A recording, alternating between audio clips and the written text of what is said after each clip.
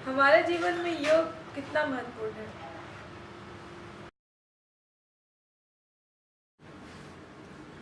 योग अगर शाब्दिक अर्थ देखें तो जुड़ा होना,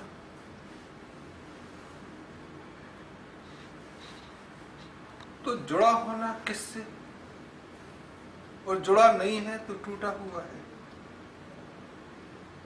तो क्या योग अगर नहीं है तो क्या एकाकीपन है? तो जुड़ना किससे है ये महत्वपूर्ण है। योग उसका है, और योगी वो जो जुड़ा हुआ रहे हमेशा। तो ये माना गया है और ये अनुभव भी है लोगों का कि वो अकेले होते हैं, उनके साथ साथ प्रकृति चलती है। तो प्रकृति के साथ व्यक्ति का जुड़ाव या अपने साथ प्रकृति का जुड़ाव, और जैसे प्रकृति में आप एक सदस्य हैं, तो प्रकृति की प्रकृति है और आपकी भी प्रकृति है, तो आप अपनी प्रकृति से जुड़े हैं। तब एक आता है कि अंदर और बाहर से जुड़ाव। एक बाह्य आवरण है, एक आंतरिक आवरण है, उसमें जुड़ाव योग है।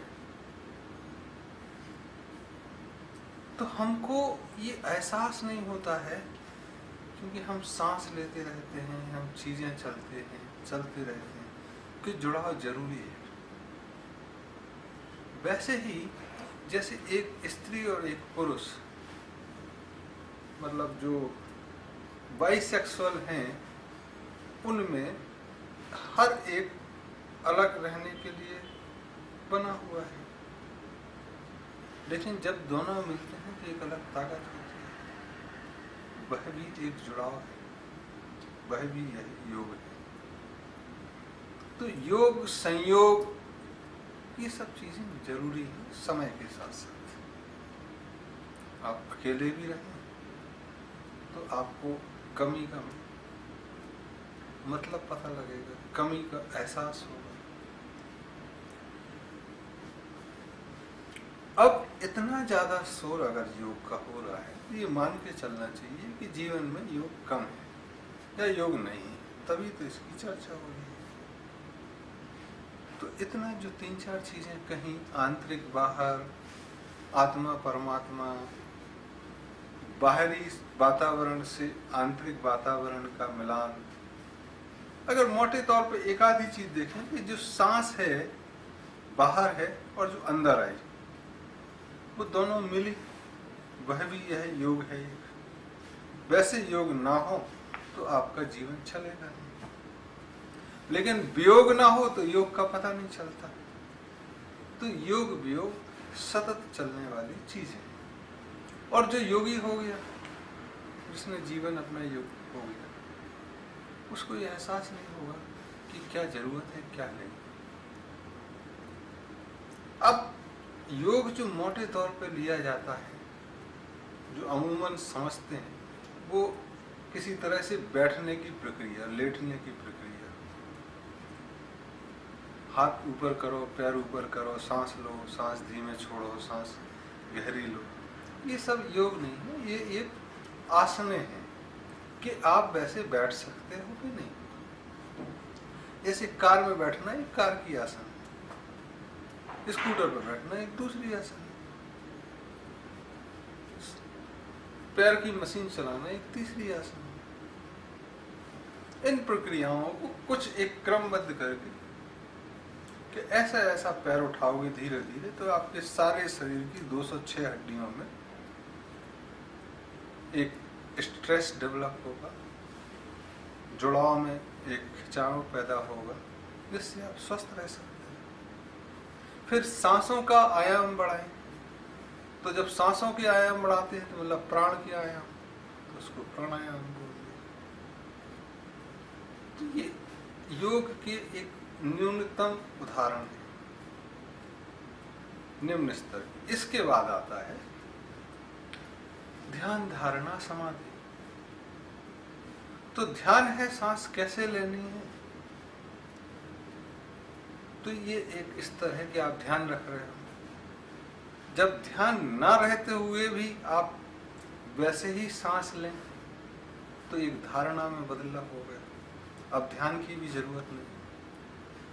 फिर धारणा से भी ऊपर कोई धारणा ही नहीं है, सांस चली जा रही है, हर सांस में ओंकार आ रहा है।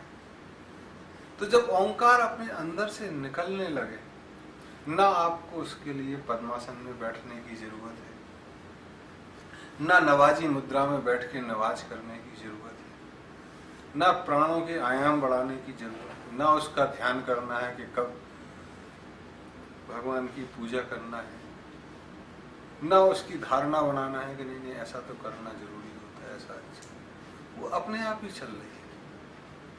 तब उससे मुक्ति मिल गई, तब आप योगी हो गए। और तब तक वियोगी हैं, आप कोशिश कर रहे हैं। तो जब योग से मोक्ष मिल जाए तब आप योगी होते हैं। तो जो महान योगी होते हैं वो कभी आसनों में नहीं बैठते हैं कि सांस धीमी लो, सांस तेज करो, हाथ ऊपर उठाओ, हाथ नीचे करो, क्योंकि वैसे योग में एक जो दिमाग में है वैसी प्रक्रियाओं की कंट्रोल चलते रहते हैं। तो आप कहोगे कि हाथ उठाओ जमशेद, तो जमशेद ने हाथ उठाओ, तो कुछ दिमाग में चला होगा जिससे हाथ उठाओ। तो एक साइकोडायनामिक्स जो है योगा का वो गति में है। और जब उससे भी मुक्ति मिल जाए, वो हमारे कहने से नहीं, अपना जब जरूरत है तब उठेगा, तब वह योगी है। तो physio dynamics, psycho physiodynamics and psychodynamics जो तीनों चलती हैं योग की, उसमें अगर आप देखोगे कि जो सही में योगी है वो अपनी बीमारियों को पहचान लेता है, बीमारी में पड़ता नहीं, दिल ठीक रहता और वो मुक्त रहता उन सब चीज़ों से। और उसे कह सकते हैं कि इच्छा मृत्यु का वरदान स्वतः ही मिला होता है, वह अपने हिसाब से जीता है। तो योग आप अपने हिसाब से जीना चाहते हैं तो बहुत जरूरी है। लोगों के हिसाब से जीना चाहते हैं तो आप